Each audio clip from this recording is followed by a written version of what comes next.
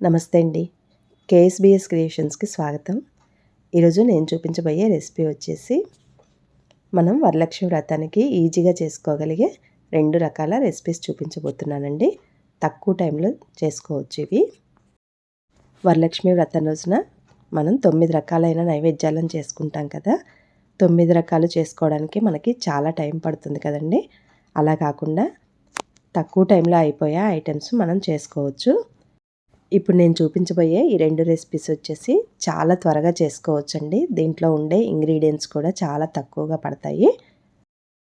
రుచి కూడా చాలా బాగుంటుంది. ఒకసారి ఈ 2 చేసుకొని చూడండి, మనకి ఈజీగా అయిపోతాయి. నేను ఇక్కడ నాటు పొత్తులను తీసుకున్నానండి. స్వీట్ కార్న్ కాదు ఇవి, నాటు పొత్తులు. వీటిని గింజలు ఒలుచుకోవాలి. గింజలన్నీ ఒలుచుకున్న తర్వాత ఒక మిక్సీ జార్లో వేసి దీంట్లోకి తగినంత ఉప్పు వేసుకోవాలి. అలాగే కలర్ కోసం కొంచెం పసుపు వేసుకోవాలి.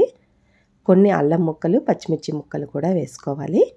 ఇవన్నీ వేసుకొని మూత పెట్టేసి మెత్తగా మిక్సీ పట్టుకోవాలి.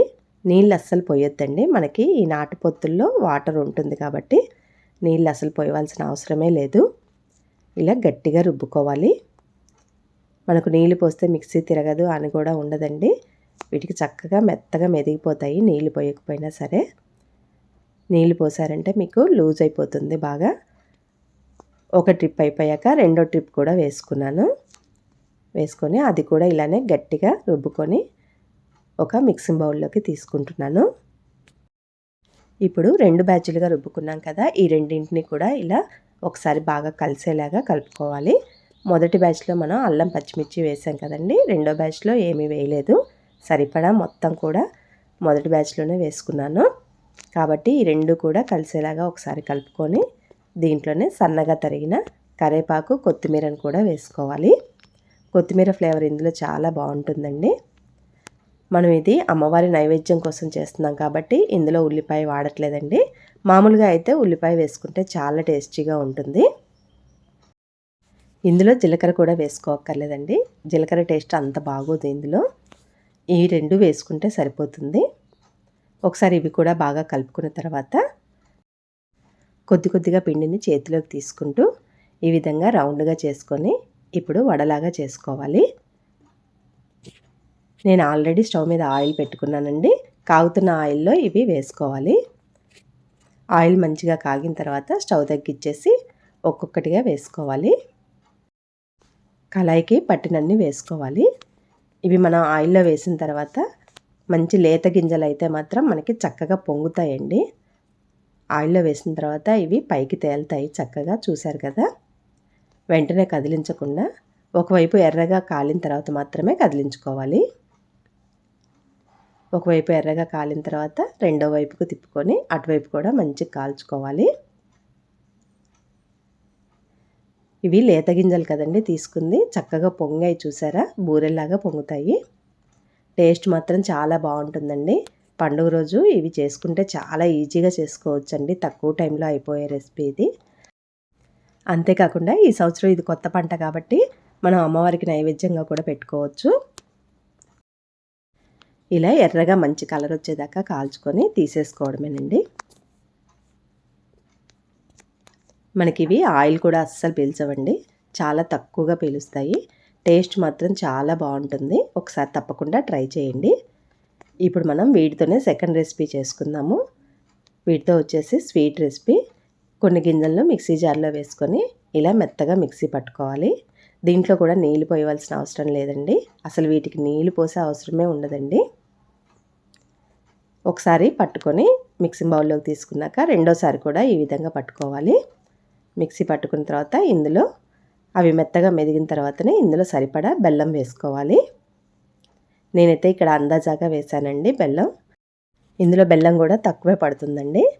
మీకు కొలతల్లో కావాలంటే మాత్రం 2 కప్పులు అయ్యాయి అనుకోండి గింజలు, ఒక అరకప్పు నుంచి 3/4 కప్పు వరకు వేసుకోవచ్చు బెల్లం. బెల్లం వేసుకున్న తర్వాత కూడా మెత్తగా పట్టి ఇదే బౌల్లోకి తీసుకున్నాను. ఇప్పుడు మొదటిసారి మిక్సీ పట్టుకుంది, అలాగే బెల్లం వేసి రెండోసారి పట్టుకున్నాం కదా, ఈ రెండింటిని కూడా కలిసేలాగా ఒకసారి బాగా కలుపుకోవాలి. చెంచాతో కన్నా మనకి చేతితో కలుపుకుంటే ఈజీగా కలుస్తుందండి. ఈ విధంగా మొత్తం కలుపుకున్నాక మనం బెల్లం వేసాం కదండి, ఇప్పుడు ఈ పిండి అనేది లూజ్ అయిపోతుంది బాగా, మనకి బూర వేసుకోవడానికి రాదనమాట, షేప్ కరెక్ట్గా రాదు. అందుకని దీంట్లో కొద్దిగా బియ్యపిండి కలుపుకోవాలి. ఇక్కడ చూస్తున్నారు కదా, ఇలా బూర వేసుకున్నప్పుడు ఆయిల్లో మనకి షేప్ అనేది కరెక్ట్గా రాదు, కాబట్టి మనం కొంచెం బియ్యపిండి వేసుకోవాలి. 1 చెంచా 2 చెంచాలు వేసుకుంటే సరిపోతుందండి. ఇక్కడ నేను పెద్ద చెంచాతో 1 చెంచా వేసుకున్నాను. బియ్యపిండి వేసుకుంటే మనకి స్టిఫ్గా ఉంటుంది, ఆయిల్లో వేసినప్పుడు మనకి కరెక్ట్ షేప్ వస్తుంది.